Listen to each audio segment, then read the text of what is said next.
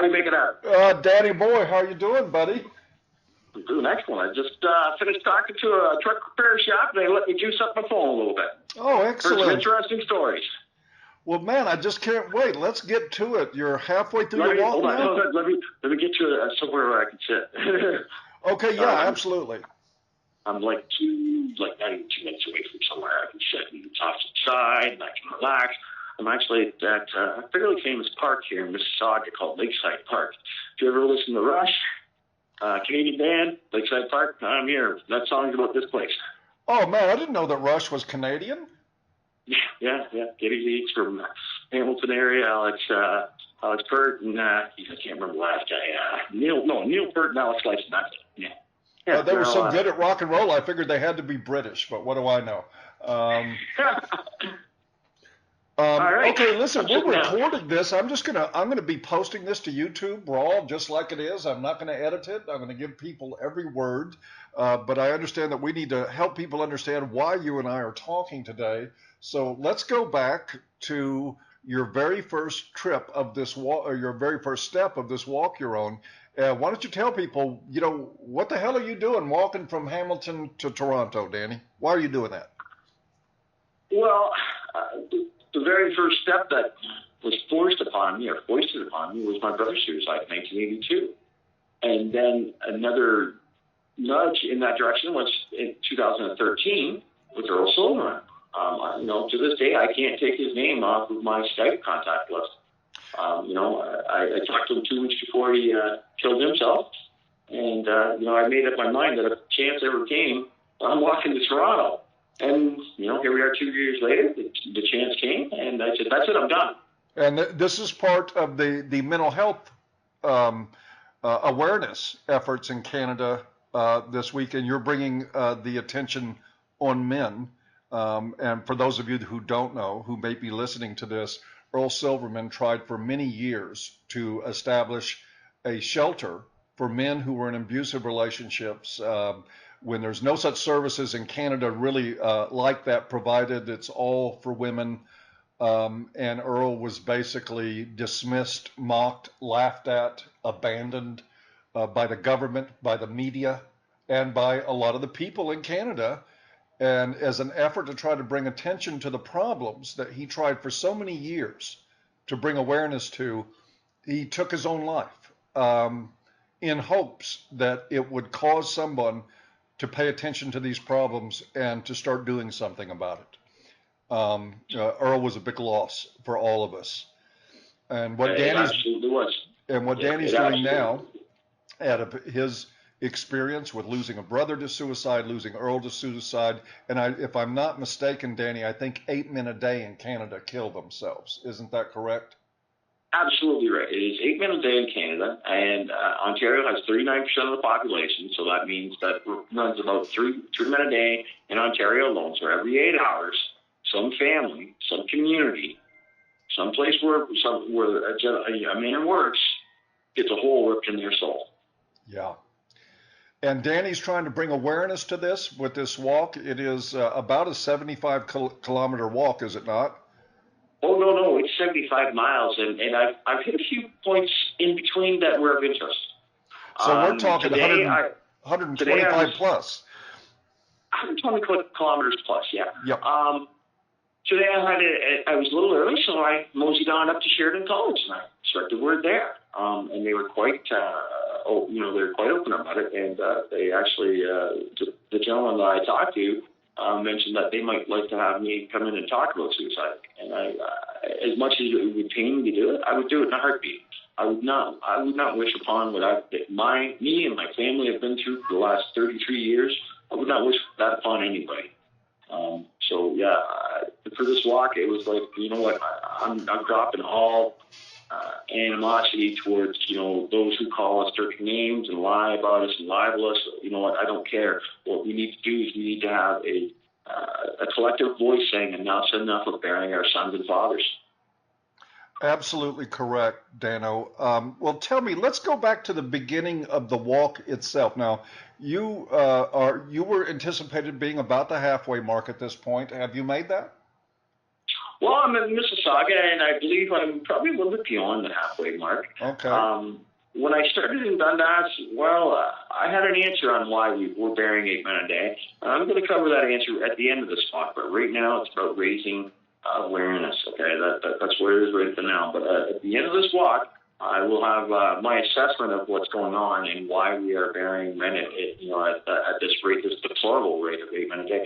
Now, I also remember you mentioning that about 25 servicemen killed themselves in the United States. Now, I don't know the exact numbers here in Canada, but it's pretty similar. It's a high rate for the military men. So when I started off my walk, when I got to the cenotaph there in Dundas, I didn't put a sticker on the cenotaph, but the light post around it, and then in front of the cenotaph on the sidewalk, I put military suicides. Later on, when I got to the beachfront yesterday, I passed the Dieppe Memorial. I took a knee, and let me tell you, it's a little bit, it sucks a little bit taking a knee with, 40, 50-pound back on your back there, because I had to buy more materials as I hit the road. It kind of sucks, but it pales in comparison to the sacrifices those individuals made, those men made in Dieppe there. There was 5 flags. There was an American one, there was a British one, a Canadian one, a French one, and an Ontario one. And I didn't stick the stickers to the flags, but at the base of the flag, I just kind of put the sticker on, still on the cellophane wrap, and just placed them right there at each flag. Oh, that must have been quite a moment. I was choking up a little bit for sure. I just don't understand how with Valen, those who protect us and those who we ask to protect us, I just can't fathom and understand why we would turn a blind eye to their situation. Well, I think we know that part of it, Danny, and I'm not in any ways trying to be snarky or funny, but it's because they're men. If women were doing this, we would be in crisis mode in our national governments. Well, it's 8 men a day, so 365 days a year. It takes us about 2,700. If 2,700 women were killing themselves, we would have, it's an epidemic. We would have umpteen thousand programs out there trying to save them. But conversely, when it's men, it's like, Jesus, it's a tragedy. Jesus, it's a tragedy, and that's it. That's all you hear. It's a tragedy. Today, I was talking to an industrial guy because I'm kind of walking through an industrial area, and the gentleman was having a smoke break. And I just, sometimes I'll just hand off the sticker and I'll say, hey, raise your voice, and that's it. So I was walking by and he goes, I buried my friend did suicide 2 years ago. So I got 5 minutes for you. I got no problem spending that 5 minutes with you if you want to talk to me about it. He told me about it. And, obviously, it's a certain topic. And the frequency that I hear these stories as I'm walking through these cities, it's absolutely, it's incredible, but it's incredible in a bad way. Yeah. Listen, on a little bit brighter note, I mean, this is tough stuff to deal with, but I didn't want to forget to do this. I want to ask you about, on a little bit brighter note, usually, your work, our work, the work that people like us do on men's issues is met with a lot of derision, a lot of insults, a lot of false accusation about what our motives are and who it is that we want to help. This time, you managed to do something a little bit differently, and I don't know how it happened, but at least in this one, isn't it a fact that the chief of police of Dundas, which is a smaller town just outside Hamilton, actually the chief of police Hamilton, Chief Glenn DeCarr. Oh, it was the chief. It was the chief of police of Hamilton. Yeah, Hamilton and Dundas amalgamated, and so they're the same police force. Okay, so he actually started this walk with you. What was that like? Can you tell us a little bit about that? Well, he met me at City Hall, and we both walked in, and we hand-delivered the 3-pager document that I had drawn up. And what that is the mental health walk, because silence is deadly. And, Penny runs through that. And then the next page is the StatsCan's, own, page running from 2007 to 2011. And then the last page is just a picture of me and Jeff. And so you started out walking with the chief of police. How far did he go with you? Oh, we just walked. He was busy. He had another appointment to make. He actually squeezed me in between 2 appointments.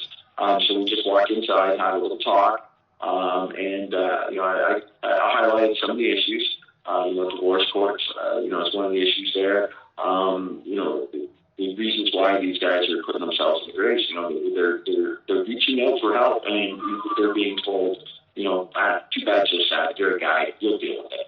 And sometimes they are able to, and that speaks to the resiliency of men. Sometimes they're not able to. So, when you have the weight of the state coming down on your shoulders, it's not a singular challenge. It is, multiple minds working in, well-educated minds, working to do what allegedly is the best interest of the child, what ends up being how much money can the mother get. Yeah, and I don't think anybody's deluding themselves, except perhaps our family courts, that a dead father is not in the best interest of the child. A broke father, an imprisoned father, a disgraced father, a demonized and alienated father, none of those things are in the best interest of the child, but they are in the best interest of the attorneys. And absolutely, we need to pull those mothers. I'd like to say another word, but we need to put those buggers in check. Sort of when the revolution comes, fill in the blank, buddy. What, guinea pigs for a lot of them? I don't know. That sounds like about right for me. Yeah, we're on the same page there, Dano. So we're both probably better off avoiding that subject. Yeah. So let me ask you, how is Dan is walking, by the way, folks, with his four-legged friend Jeb, who is one hell of a dog, going on one hell of a walk. How's your buddy holding up? He's doing well. We stop, try and cut out the hottest part of the days. It's been a little cool, so we're going to get that way. As far as being able to make extra mileage yesterday, but a little warm today, so we're making stops here and there. He's laying in my shade, soaking up the cool. So I carry four liters of water with me, so about a gallon with me. So just for him, I don't care about myself. I care about him. He gets and throughout the day, he drinks about half of it, and then the other half I just, pour it on his coat and rub it into, the back of his neck, stuff like that, so that he keeps nice and cool. I had him in the Lake Ontario here today because we made it back to the lake, so I had him in there today, and he was all right. He's not crazy about it. It's clean water after all. Absolutely. Please send some of that down south. From you. We're just about out, but anyway, the best to Jeb there. I know he's a great and valued companion of yours, and I'm sure he's made part of this walk a little easier to take. When it's been really, really tough, he's been nudging into my side and come on, cheer up a little bit. Yeah, we all need that.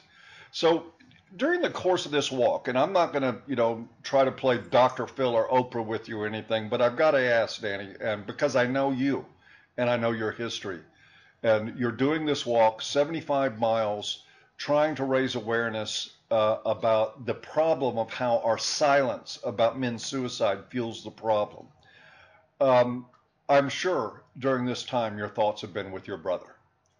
Well, absolutely. When I started off in Dundas, his name was on the first sticker there, and then I moseyed on up to his gravesite. I stood a minute there, hand on his tombstone there. I said, I heard you call, brother, and now I'm gonna carry it forward, and then off I went. And so, when do you expect to be in Toronto? Well, I'll be in Toronto on Friday.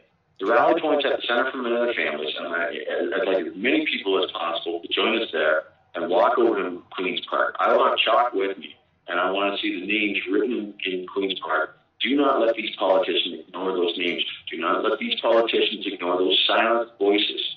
Okay, it's up to us to make sure those silent voices, those voices who silence themselves, are not forgotten. I cannot help but think that the majority of those guys who kill themselves, if somebody had said, okay, I'm here for you, I'm here to help you, that things probably would have changed differently. That's not to say all of them, but a vast majority of them. Absolutely.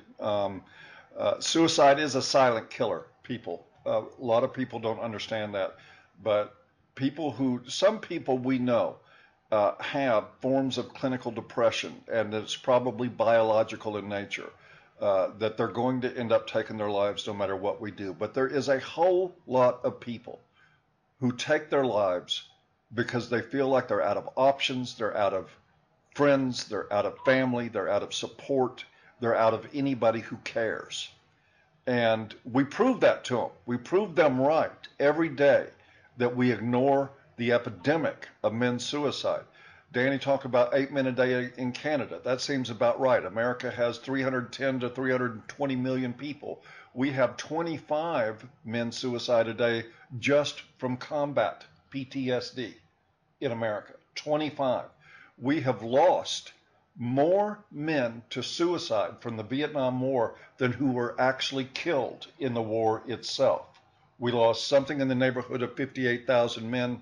We've had somewhere in the neighborhood of 100,000 plus Vietnam vets suicide since that war.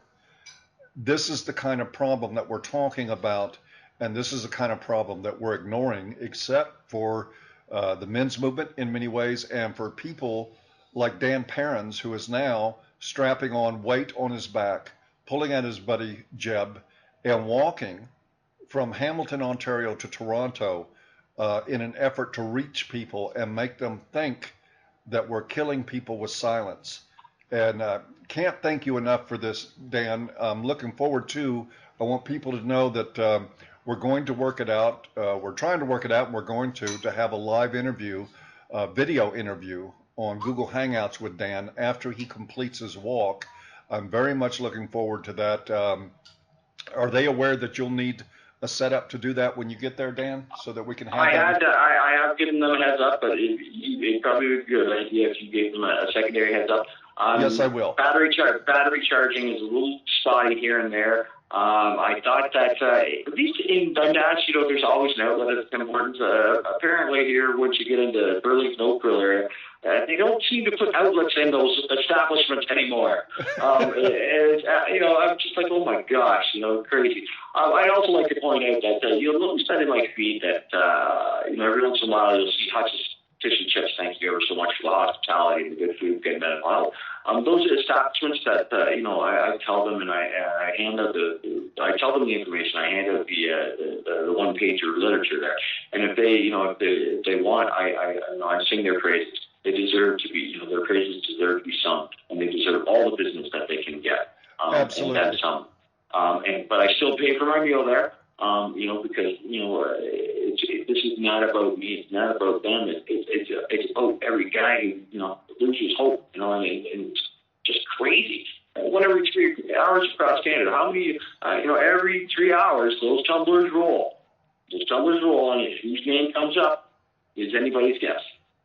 And folks, I'm going to take this opportunity now that Dan has brought this up.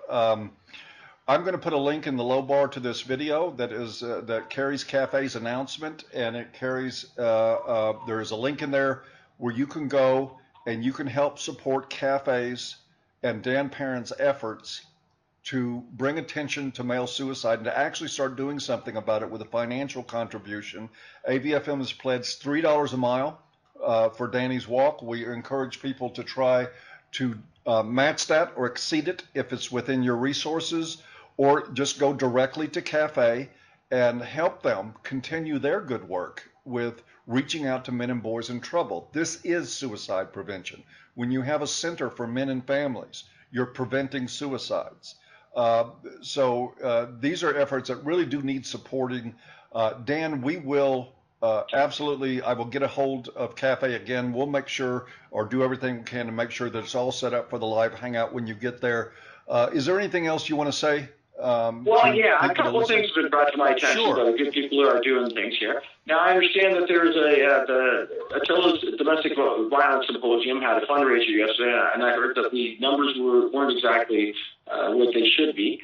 So I've instructed Attila to have his children, because children are the ultimate sufferers of domestic violence, and whether that comes from the courts by proxy, family violence, or family courts violence, where fathers is denied. The child is denied the rights to the father.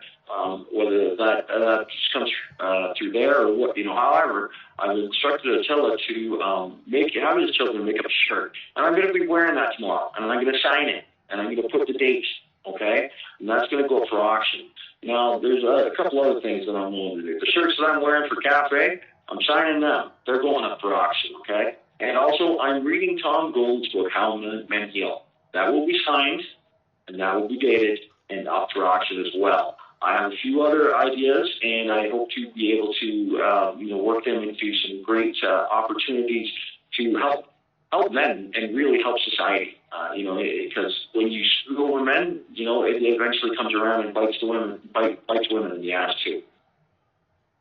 Yes, it does, and we ought to. We don't, but we ought to live in a world where we shouldn't have to tell you that it bites women too. It should be enough to tell you that it bites men, that it bites boys. Unfortunately, folks, we're having to work on correcting that problem, which is what Dan Perrins is doing right now. He's out there, foot after foot, 75-mile walk for you. If you know a man that has committed suicide or has been suicidal, if you've been suicidal at one point in your life, you know the loneliness of that. You know the desperation that's in it. This guy's out here really pounding the pavement, literally, mile after mile, trying to get people to wake up and think about what's happening to the men and boys in our culture. Dano, you're doing just an amazing, humbling job for all this. There's so few people that would do what you do, and we love you for it, man. Thank you. Thanks, Paul. I really thank you. Now, the best way everybody can pay me back, I'll tell you this right now. You make that Twitter hashtag burn, and you make sure that it spreads to different countries.